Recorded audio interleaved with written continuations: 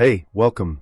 This will be a progress series covering my thoughts while playing, plans, reasoning, comparisons, and testing of locations. So after looking for a new MMORPG for ages, I've landed back on Old School RuneScape. It's the abusive X you just can't get enough of. I think for me personally, it's the longevity and standing the test of time. At least that was the case for RuneScape 3. I'm much closer to max there. And I also have a hardcore Ironman I really enjoy playing. But I enjoy RS3 for the high scores really. My main is dead to me there. I don't care to PVM seriously on the evolution of combat system, and the blue scale of the game feels genuinely depressing. On the other hand, my hardcore Ironman is ranked something like 3,000 on the Necromancer leaderboard, which is a strong pull, really makes me want to play and contend, especially with so many resources banked. But I can't justify returning with the lack of players.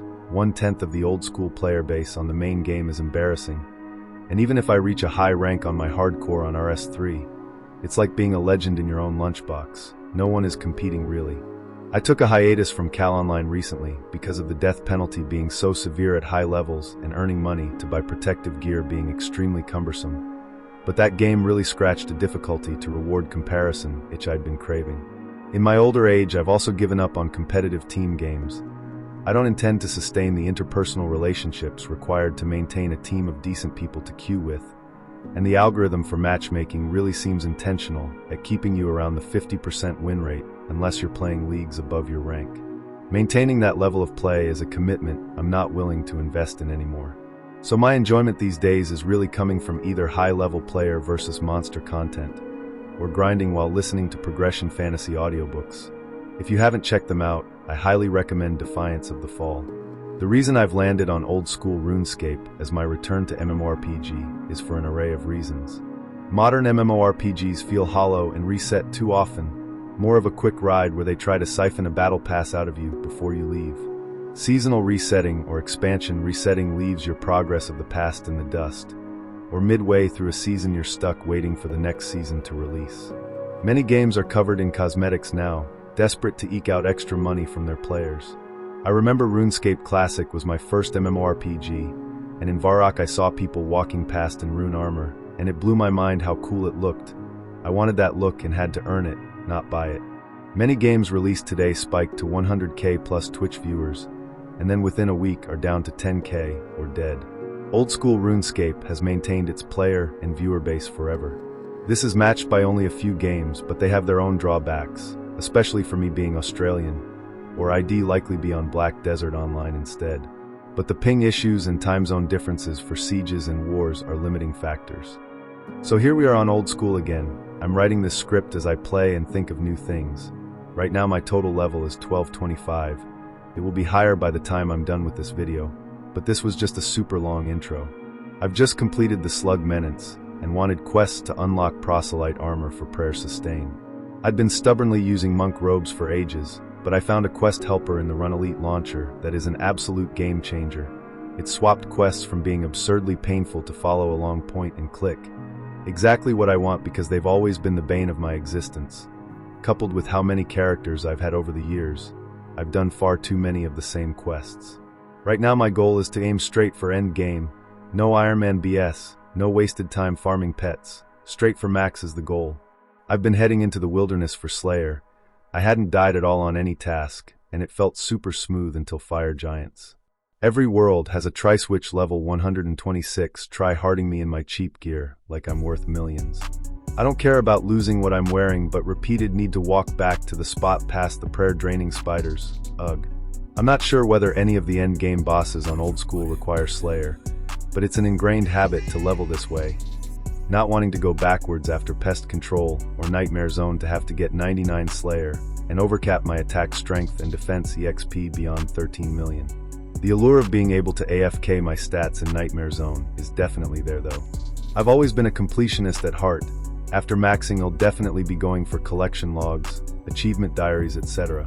A lot in between too, if it will help speed up progress or make portions of the grind less arduous. Something on my to-do list that I don't quite have the requirements for yet is Desert Treasure. A shame I've already done it on RS3, but what can you do? I bought a bunch of Goric teleport tabs to get to wilderness tasks, and afterward realized I needed the quest done to go. Mildly inconvenient, back to the obelisk I went. I haven't been here to grind in years. I used to be friends with an old man on RuneScape Classic.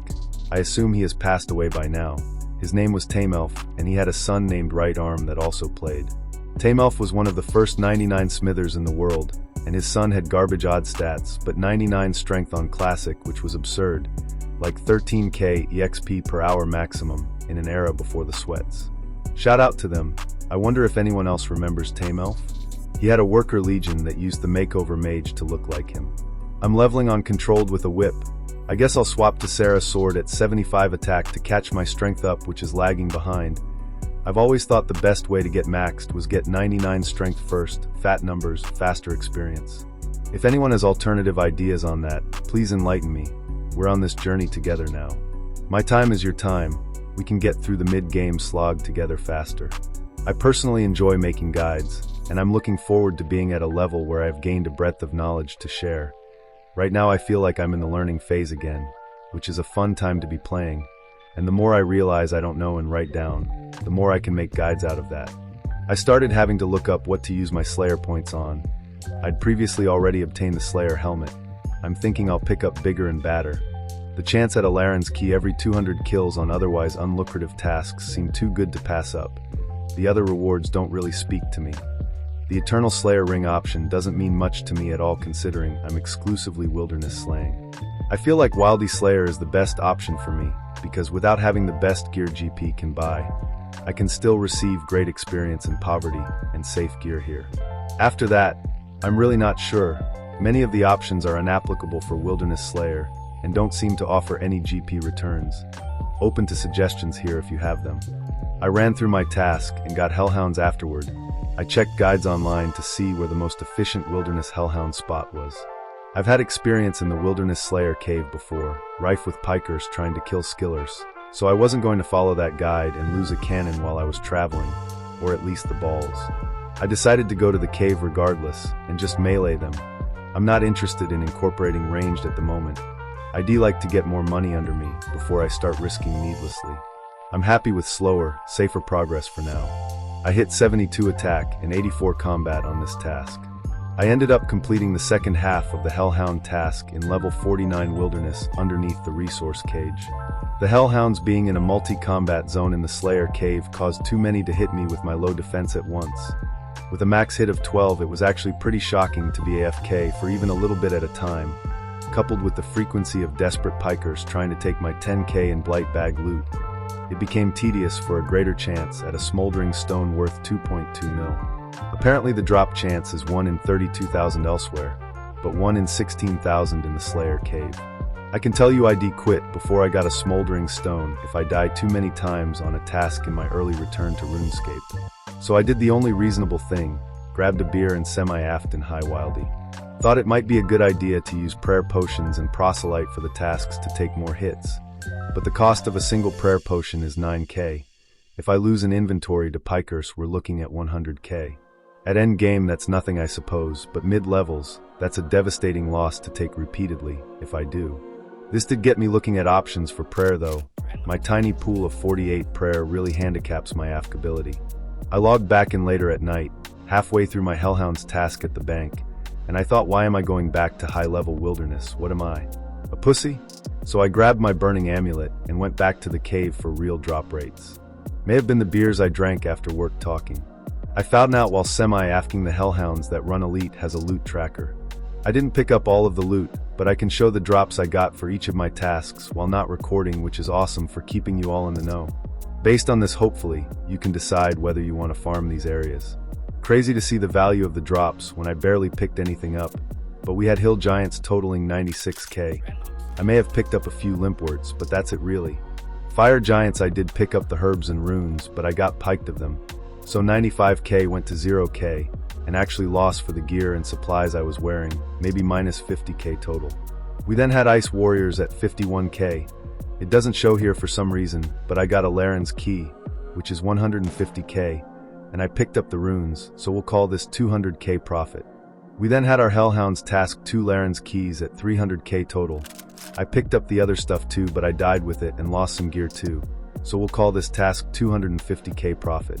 I then had double mammoths, another Laren's key baby, That's 140k there. I didn't pick up anything else honestly. I don't know how it totaled 300k. I guess it's the 1-dose prayer potions. I drink them all. Traveling to the little altar north of me with my pitiful 48 prayer was more tedious than it was worth. But I am using prayer pots at 9k a pop, so my gains aren't heavily outweighing my expenditure.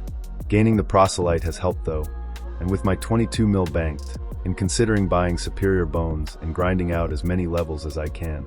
Anyway, that's it for this episode. I appreciate your watching, and if you'd like to see my character grow, I'll be doing a progress series covering my thoughts, tips I pick up along the way, encounters, wealth gained, and finally another set of videos targeted at GP in various locations.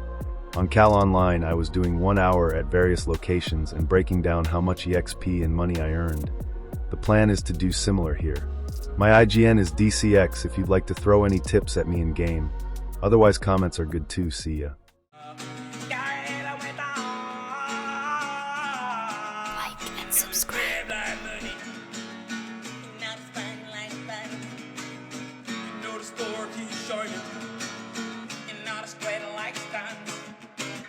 What we all got in common when the shit is said and done. It's a dead fucking road.